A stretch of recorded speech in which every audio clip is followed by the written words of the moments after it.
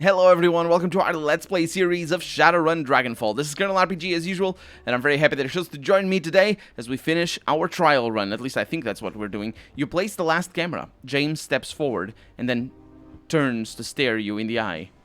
When we get through this run, I'm gonna tell my handler all about you.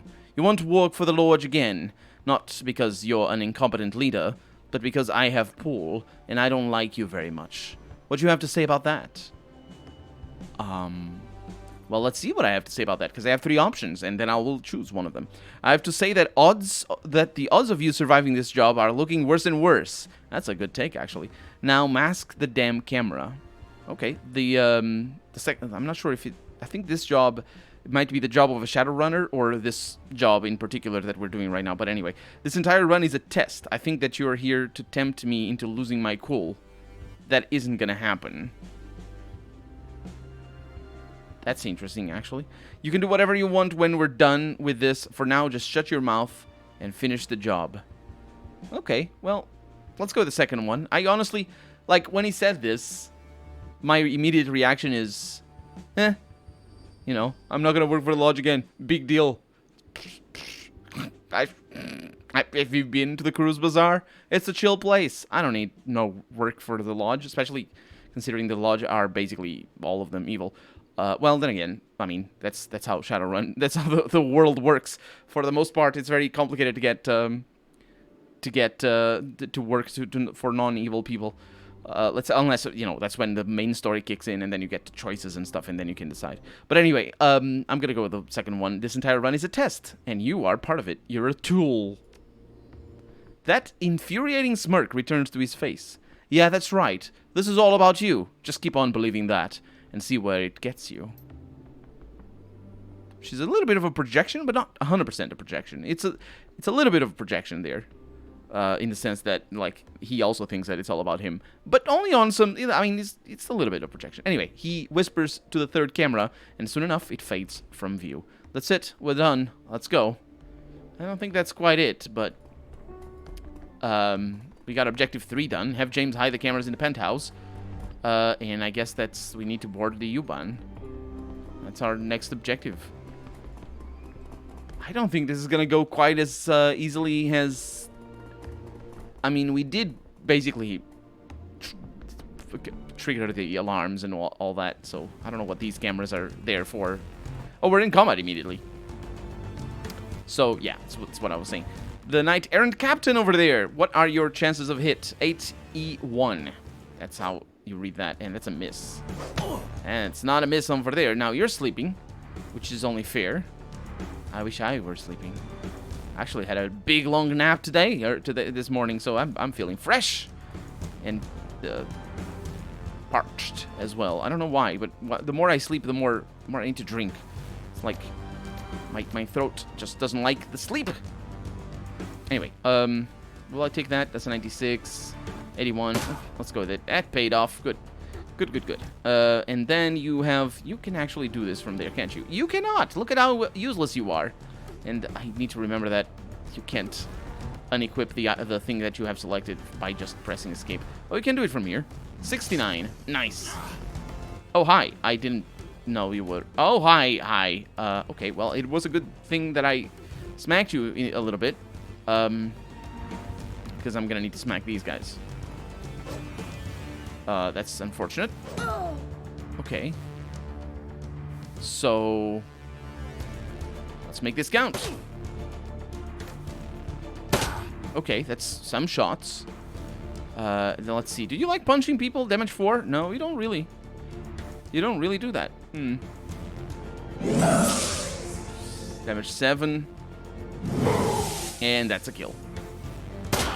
Ooh, shooting me and running away. How dare you do these things? Fortunately, those wounds are not gonna last. Unfortunately. No, man, that sucks, actually. -5, that is brutal.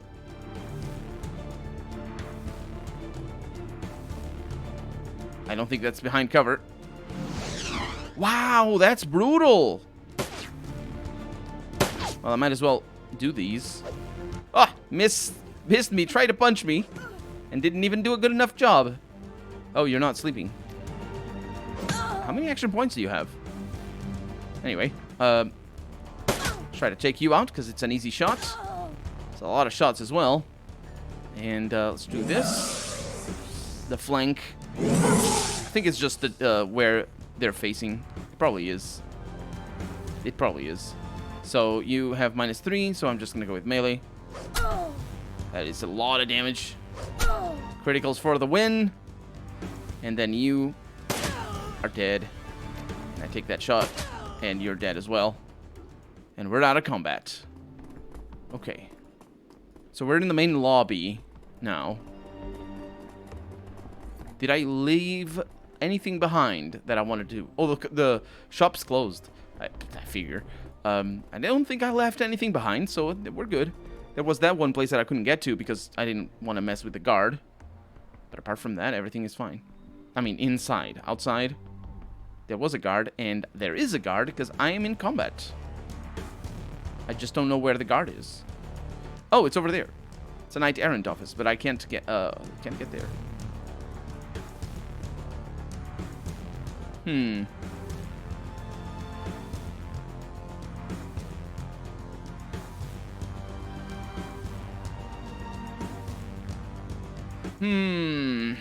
I don't like this. There's a crow in the background. Okay. Oh, hi! That's why I don't like this. What is that? It's an enforcer. Which one is the worst? Both of them. Let's go with you. Oh. Okay, that's 4 action points gone over there. So Jana can't really do much. We don't have cover from here, which is a bit of a shame. She has a shot for this. That's -5 action points, which is very, very good. And I want to be in here. Okay, Edie's probably going to be shot. Nope. It was James. It's fine with me. Okay, -3, -2, and I can get to you over there. That's -3 over there. It's pretty good. So, oh, -2. No, dang it, well, I guess that's that. I clicked. Oh, it's brutal. 20 damage on a single shot. 19 on another shot. Fantastic. Yeah, I didn't mean to do so much action point damage there. But it's fine enough, because I think we can come back. So that's -2 over there. You don't have action point damage. Oh, I should have done a melee. Well, you're out of commission for right now, and I could come over here if I want to, but I don't think I do. Jana can probably finish the job and move in. So you can go back there and do melee. Because we can take advantage of the stuns a little while longer. Let's see. Let's go with this. Oh, you have shot from back there. 51% chance to hit. And, of course, I missed the first one and the second one. That is -2 action points over here. Well, -3 now. Okay. And then you can take a shot here. Oh, that's that, isn't it? 61% there. Still 51. It's a long shot. We should definitely be closer. But our melee alone can deal with this. The fact that this thing has a chance of removing action points is just yes. It is just yes. However, we're still in combat.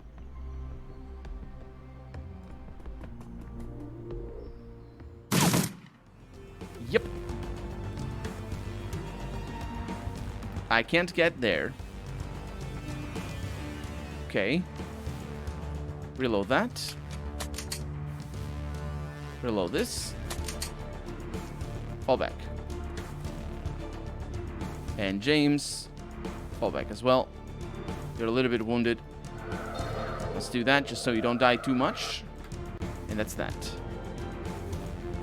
Hi! You didn't know we were here. Ah, look at you. No, I missed. There it is. It's a grenadier, so it is a dangerous enemy. And I don't know that there's anybody over there. So, let's find out. Just do some damage there. Let's save our special acid for later. Because we're doing flanked damage right now, so everything is good. Let's see. You're going to be good for another turn. I think you're going to die. There's nobody else around here. So we can finish this. Oh. I mean, I didn't expect to. Yana gets the most kills. But, yeah, the pistols are powerful. Well, weapons are powerful in general. It's just a little bit more freedom in terms of movement.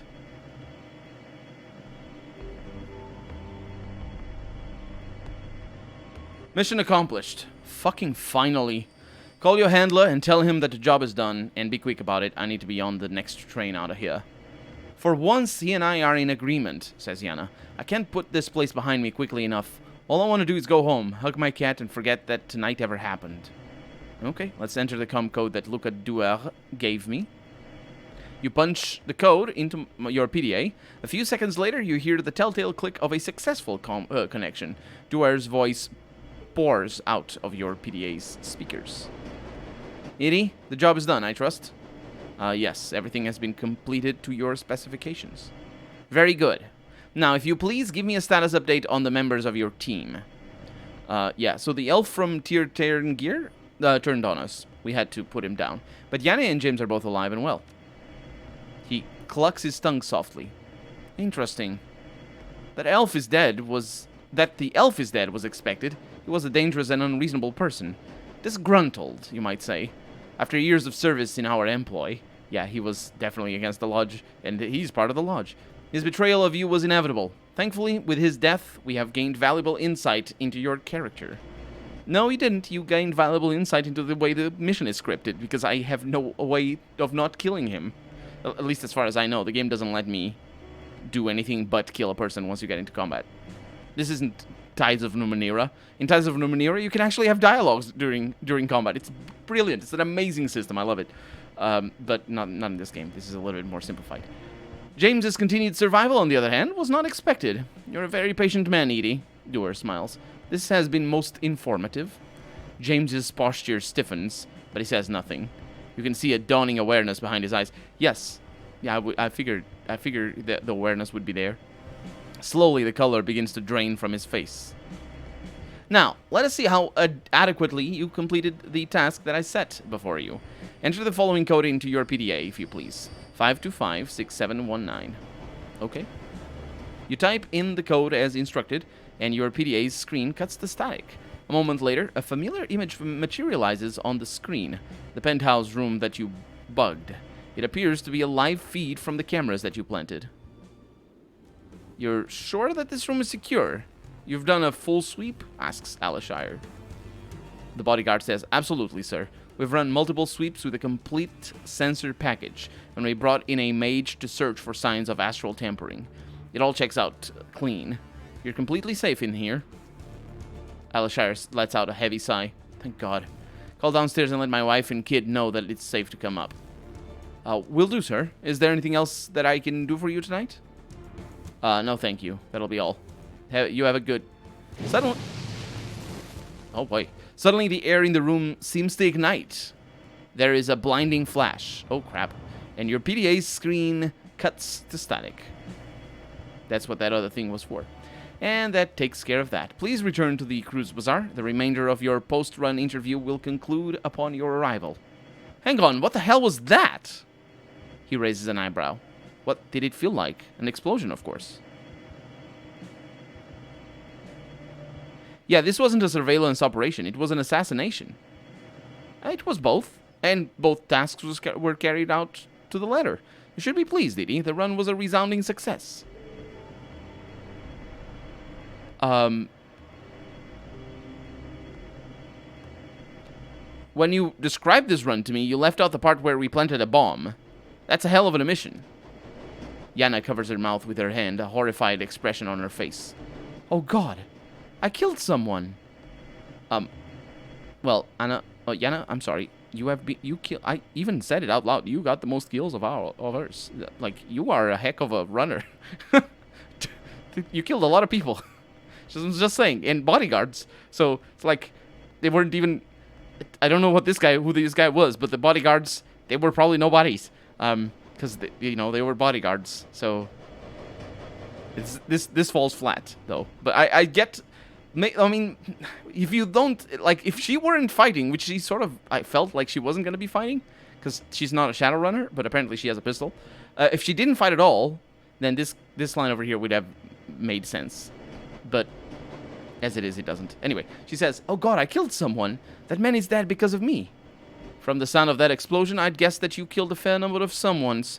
Alishaya and his bodyguard, at the very least, and probably a good half-dozen more." A morbid grin creases the mage's thin-lipped mouth. "That makes you a mass murderer, Mouse. You're moving up in the world." A sob racks her chest. She begins to hyperventilate. "I can never get away from this. This is going to follow me for the rest of my life. I killed people. I'm a fucking murderer." "Say it louder. Why don't you?" "I don't think they heard you in France." "I haven't heard a response from you, Edie. Shall I make the preparations for your post-run interview? Are you ready to continue your test?"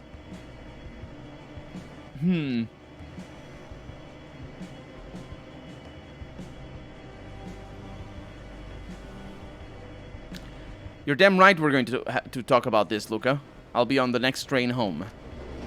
"Very good. I'll be waiting." I don't know what to make of this, honestly. Your return trip to the Cruise Bazaar is a quiet one. The train from the Frankfurter Tor is empty, save for you. There's nothing to distract you from your thoughts. You're finished with the first part of your, quote, audition, unquote. Luca Duer is waiting at the Cafe Shezhvi. Maybe, potentially Shezhvi could be another way, to administer the second audition, I would assume.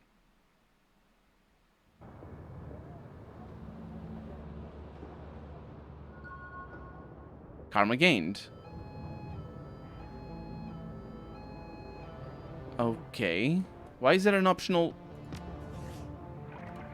Take the U-Bahn to other Platz?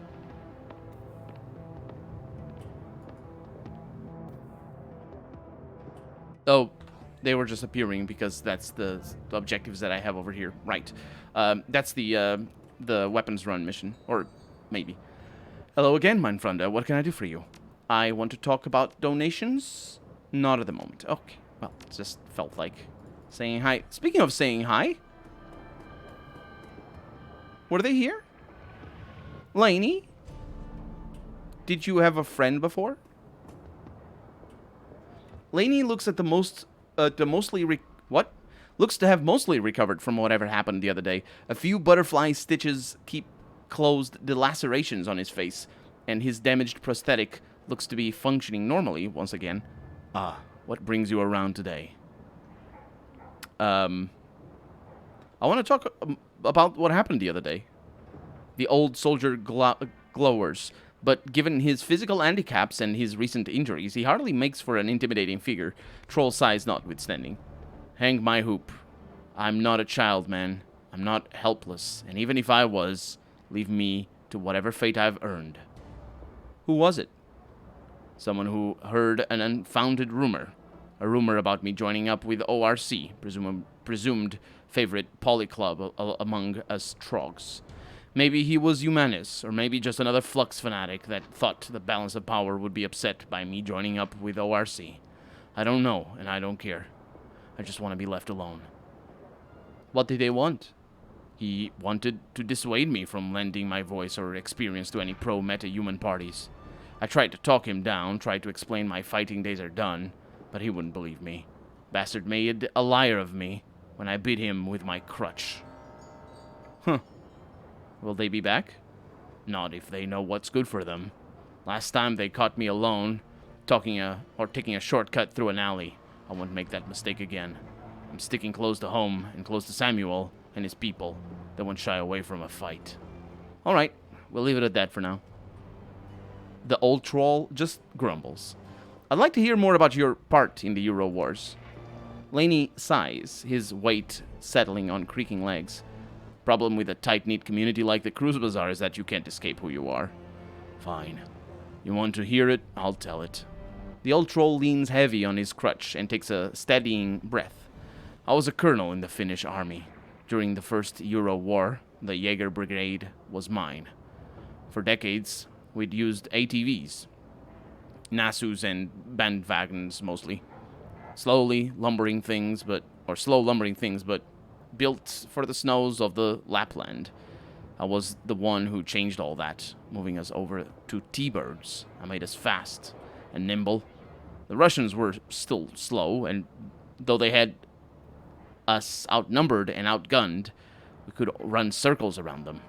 I'm not sure when, and I'm not sure who, but the comparison was made to Rommel. Arctic Fox followed soon thereafter, but I don't celebrate the title. Far too many young soldiers died under the command of the Arctic Fox. This is why some ask me to fight, and this is why I refuse. Okay, I won't take up any more of your time. So, is Samuel this? Yes, okay, I thought it might have been that.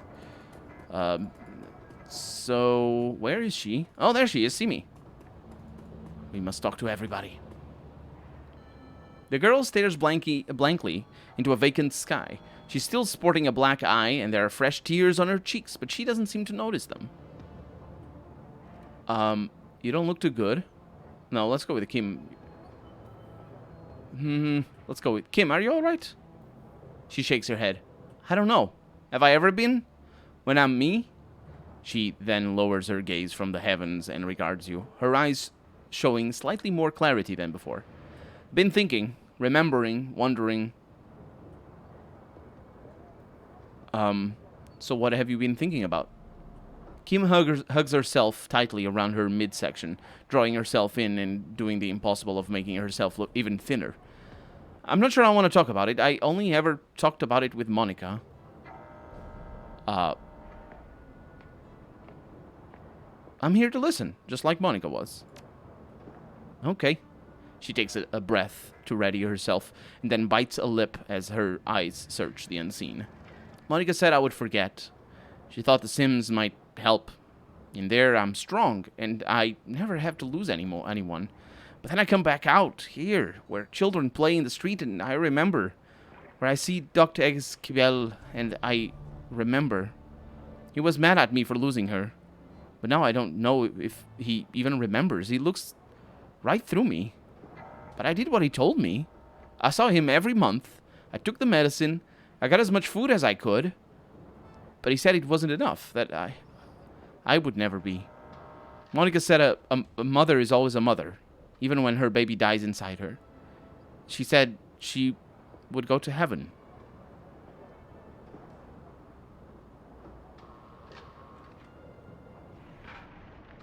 Shit, I'm sorry, Kim. Anything I can do? No, I'm okay. Thank you. Do you want to talk about the black eye now? Zach said not to. He said I might get hurt again. Kim, if Zach is hurting you... No, it wasn't him. Zach loves me. He loves everybody. But the man who did this knew Zach. He said they used to work together before they came to the Cruise Bazaar. But he said he wasn't allowed to stay because of Monica. She said he was bad for the Cruise Bazaar, and the man didn't like that. Now he wants to come back. He wants to be the new Zach. He told me he had better stuff. Let me try it. But then, she touches a finger to her black eye. He said to tell Zach that he was coming back to take what was his. Don't worry, Kim. We won't let him come back. If you say so. Okay, I'll leave you be.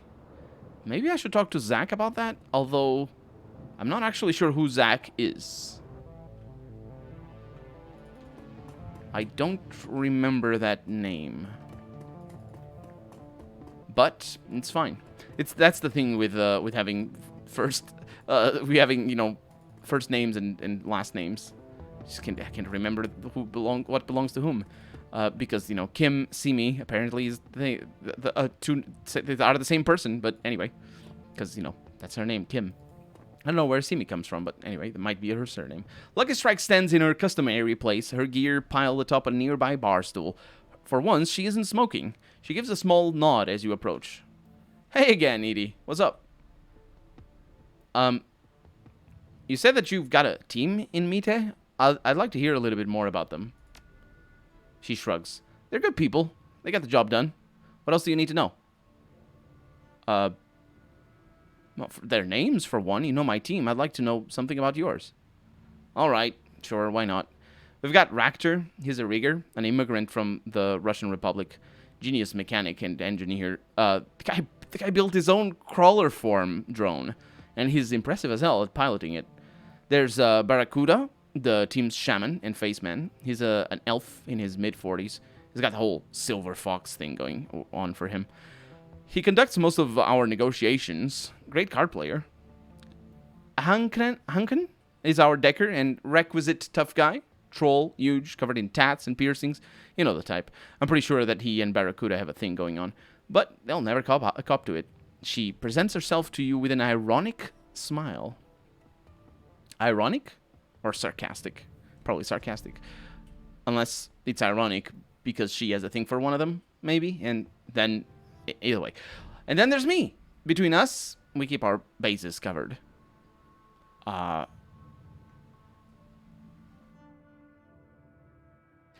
sure that you do. I'm willing to bet that my crew is better, though. There's still a space for you if you want to sign on. I hate to disappoint you, but that's not going to happen. Not that I don't appreciate it, mind you. I just can't work with a team like yours on a permanent basis. Why not? The people in my crew get how things work in Berlin. Even Raktor gets it, and is still pretty new to the scene here. There's no leader on our team, and no one follows orders. We're all equals, and we can give suggestions or tell one another to piss off whenever we please. Well, my crew is free to voice their opinions whenever they like. Sure they are, but when the chips are down, you expect them to listen to you. That's the difference between your team and mine, Edie. You've got some good people on your crew, but my team is made up of equals. We're free, and we all know it, and I wouldn't have it any other way. She raises her glass and takes a moment to study the amber liquid inside. You're a good runner with a good crew, Edie, but it'll never be my crew. No hard feelings, though. I'll still moonlight for you whenever you need me. She lifts the glass to her lips, closes her eyes, and drains it. You know my price, and you know where to find me. Yeah, I probably will never. We'll never do that. I don't think it is... unless you really need someone better, unless you just don't... Maybe if you are playing this on maximum difficulty and you know the missions in advance, and you know what's going to be needed, and you know that one of your companions is not the best for that, maybe you should hire... on a replay, maybe you should hire the outside help. Hiccup, I'm sorry. But otherwise, I don't think it's a good thing. I've been meaning to ask, what's up with the tattooed circuitry? Is it purely decorative, or is it? It is now. Oh no, I thought she's not asking. She's saying it is now. Wasn't always though. She stretches her neck so that the circuit pattern on her face can catch the light. What you're looking at used to be a tattoo magic. Got it done when I was in Tokyo, doing a job for the Yakuza. When were you in Tokyo? About 3 years ago. Spent a few months there. It was a business trip, though. You know how it is. Straight from the airport to the hotel to the job site and back to the hotel. Again afterwards. Rinse and repeat until the job is done. Not the most exciting way to travel, but the pay was good. What were you doing there for the Yakuza? Work. The kind that you don't talk about afterward. Tattoo magic, huh? That's a new one to me. Yeah, it was for me too. It's a meta magic thing, a way of quickening spells to a person. Binding magic into the flesh so that it's almost impossible to get rid of. Anyway, long story short, I found a way to break it. Now it just looks pretty in the lamplight. Yeah, it's a good look on you. It is so. Oh, I think so, she says. Good thing too. Getting this thing removed would be a real pain. What did the tattoos do before you broke them? She pauses for a moment, considering. Finally, she shrugs. Sure, I'll tell you. Why not? Maybe knowing will keep you from making the same mistake. So, when I went to work for the Yaks, they insisted that I let them ink me. Said I'd need it for the job. Long story short, the tattoos did boost my abilities, but they also branded me, marked me as a Yakuza property, and gave them an easy way of tracking me from the astral plane. Oh. That sounds bad. It was. By the time I knew that what was happening, it was almost too late to do anything about it. I did find a solution, but it wasn't pretty. What'd you do? A long list of unpleasant things, starting with killing the guy who inked me. The whole thing ended in a pretty dark place. The upshot of all of this is that I can't go back to Japan. Ever. But at least I got my autonomy back. She pauses for a moment to light another cigarette. After she fills her lungs with smoke, she continues. So the moral of this story, I guess, is not to take an employer's word at face value. It's a lesson that every Shadowrunner needs to learn sooner or later, but I had a harder time with it than most. Now, can we talk about something else? Or better yet, can we shut up and have a drink or two? All this yapping is making me thirsty. Yeah, I gotta run. See you around. Yep, see ya. Man, I mean, it's that the moral of the story there is is a lesson that our character has learned from the very beginning of the game, from the very beginning of the game. But definitely the last mission was definitely about that. Never take your employer's word at face value. Even though our previous employer in this last mission didn't really lie to us. It just omitted things. But that, again, that's really what lying is, isn't it? Because you can always twist a lie into being an omission of the saying you're joking. Like, I can tell you, my real name is... dang it, I want to say a specific... it doesn't matter. George Clooney, that's the one. My real name is George Clooney. Why did I want to talk about George Clooney? I don't know. It's George Clooney. My real name is George Clooney. And then if I afterwards say, nah, I'm just kidding. That's not really my real name. Then I'm not lying, right? I didn't tell you a lie. I was just kidding. That's not my... unless, of course, that is my real name, and then I am lying because I said that is not my real name. But an omission is just me not saying the last part of it, really.